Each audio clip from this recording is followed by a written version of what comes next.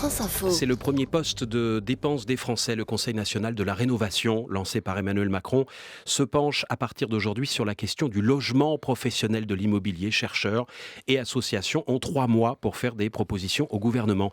Bonjour Véronique Bédag. Bonjour Marc. Directrice générale de Nexity, c'est le principal promoteur immobilier en France. C'est vous qui allez co-présider ces débats. Co-animer ces débats aux côtés de Christophe Robert, le délégué de la Fondation Abbé Pierre. L'idée, c'est de montrer qu'on s'attaque à la question du logement dans son ensemble, c'est-à-dire de l'hébergement d'urgence d'un côté jusqu'à l'accès à la propriété de l'autre. Mais comme vous le savez, nous sommes aussi dans l'hébergement d'urgence, puisque je pense que Nexity est le seul promoteur français à avoir une activité non-profit. Nous construisons des pensions de famille pour héberger des personnes qui sortent de la rue. On en aura à peu près 1000 places ouvertes en 2026. Donc, au fond, je pense que nous, on a une vision complète du monde de l'immobilier, de la promotion. Vous vous souvenez qu'on est également syndic, on gère des immeubles existants, on est également dans l'exploitation, on a des résidences étudiantes. Donc, on a une vision très, très large, au fond, de ce qu'est l'immobilier aujourd'hui. 23 rapports sur le logement ces 5 dernières années en France, alors que dans le même temps, on n'arrive pas à en construire assez. Qu'est-ce qui pêche aujourd'hui ? Bien, je pense que ce qui pêche, c'est la décision après les rapports, parce que vous avez raison, le monde de l'immobilier s'est déjà engagé, et ce sont des personnes engagées dans le rapport Rebsamen. Ce rapport Rebsamen, moi je l'ai relu il y a quelques jours, il était de grande qualité, et puis au fond on a picoré 2 ou 3 mesures, et puis le rapport a été rangé dans une armoire, je pense. Donc, vous êtes sûr que ce ne sera pas la même chose cette fois-ci ? Bien, vous allez voir, je pense que le monde de l'immobilier va s'engager de nouveau, mais je pense qu'à la fin de ces CNR, il faudra des décisions et des arbitrages. Ce sont toujours des questions d'équilibre difficiles à rendre, mais il faudra des décisions. Pour ceux qui veulent acheter aujourd'hui, les conditions du crédit immobilier sont en train de se durcir. Les taux d'intérêt des prêts immobiliers remontent. Est-ce que ça se ressent déjà dans les ventes ? Bien sûr, et forcément, il y a un effet taux. Je pense qu'il n'y a pas qu'un effet taux. Il y a eu des mesures qui, aujourd'hui, accentuent le cycle. Les mesures prudentielles adoptées par le Haut Conseil à la stabilité financière en janvier. Qui dit pas d'endettement supérieur à 33%. Qui a vraiment complètement changé, au fond, les règles. Donc, et puis, il y a l'effet du taux d'usure, évidemment. Taux d'usure, c'est le taux maximum fixé par Bercy, tout compris, c'est-à-dire le taux d'intérêt, les frais bancaires, etc. Et surtout l'assurance. C'est l'assurance aujourd'hui, au fond, qui ne permet pas de rentrer sous ces taux limites. Et les effets sont là, puisque si on reprend les chiffres des fédérations immobilières, soit dans le collectif, soit dans l'individuel, au 3e trimestre, les ventes se sont effondrées d'un tiers. C'est énorme. Et au fond, cet effondrement a lieu dans un silence absolument assourdissant. Est-ce que ça se ressent aussi sur les prix ? Est-ce que ça y est, la baisse est amorcée ? Écoutez, non, parce que de toute façon, il y a des coûts objectifs de fabrication de ces logements. Et puis, quand les logements ne sont pas réservés, au fond, la caractéristique de la promotion française, eh bien, tout simplement, nous ne construisons pas, nous ne lançons pas les chantiers. Et donc, ces appartements, ces maisons qui ne sont pas réservées, qui ne sont pas achetées, elles ne seront pas produites. Alors, je dirais, 2e semestre 23 et complètement en 2024. Évidemment, il y aura encore moins d'offres neufs sur le marché. Et sur le marché de l'ancien, est-ce que vous voyez les prix commencer à s'inverser, c'est-à-dire entamer une baisse durable ? Écoutez, nous, on ne voit pas ça, je dirais peut-être un ralentissement. Ce que l'on voit surtout, c'est le marché de la location qui se bloque. C'est-à-dire ? Il y a de plus en plus de demandes de location, puisque forcément, il y a de moins en moins de sorties dans le neuf.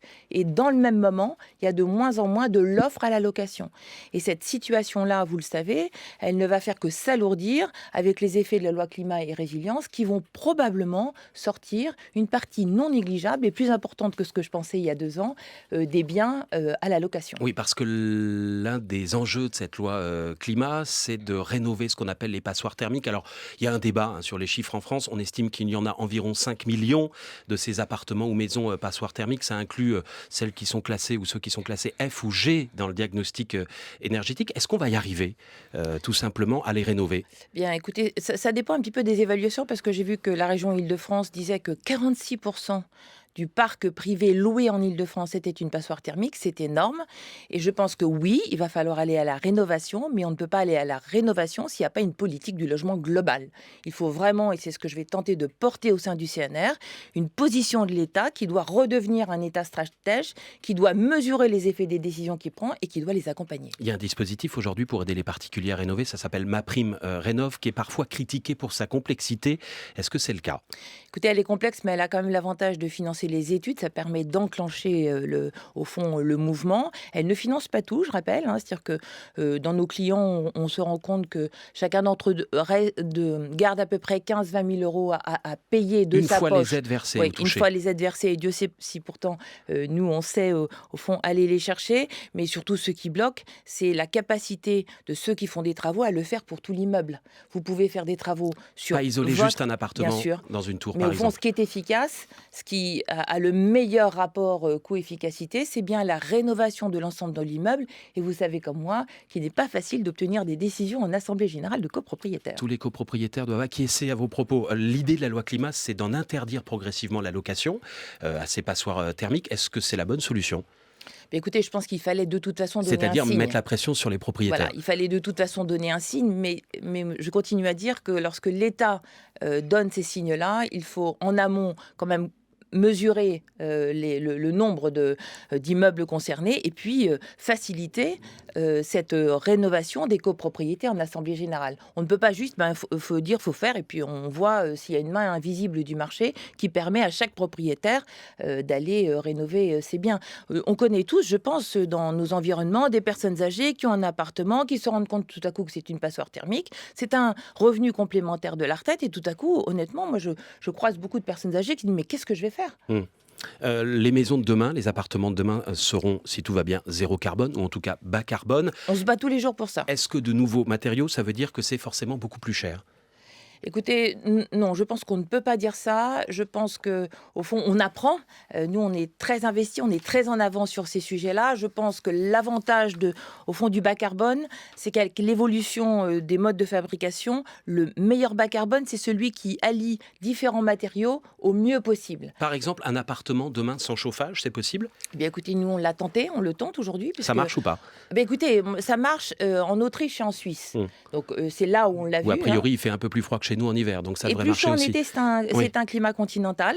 Et donc, oui, ça marche. Et donc, nous avons été accompagnés par les élus lyonnais. Nous avons déposé un permis à Confluence, à Lyon. Et nous allons donc tester un immeuble sans climatisation et sans chauffage. Et c'est bien un immeuble de logement. Véronique Bédac, votre nom a circulé au début du quinquennat pour le poste de Première ministre. Vous avez même été reçue à l'Élysée. Vous avez refusé le poste. Est-ce que vous regrettez aujourd'hui? Écoutez, vous voyez bien qu'au fond, en tant que directrice générale de Nexity, j'ai aussi les moyens de porter mes convictions. C'est pas tout à fait le même pouvoir que Matignon. Oui, mais c'est un vrai pouvoir de réalité, au fond. Quand on est chef d'entreprise, moi, je vais voir mes réalisations. Je suis capable de changer la vie des gens. Honnêtement, on va réussir 1000 places en pension de famille d'ici 2026. Je suis extrêmement fière de ce que nous avons été capables de faire. Et ça, c'est vraiment l'engagement de toutes mes équipes. Mais pourquoi pas un jour?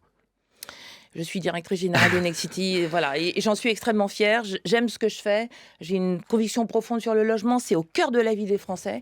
Si on est capable de créer une France de bien logés, je pense qu'on retrouvera une cohésion sociale dont on a terriblement besoin. Véronique Bédac, directrice générale de Nexity et pas Première ministre, était ce matin la grande témoin de France Info.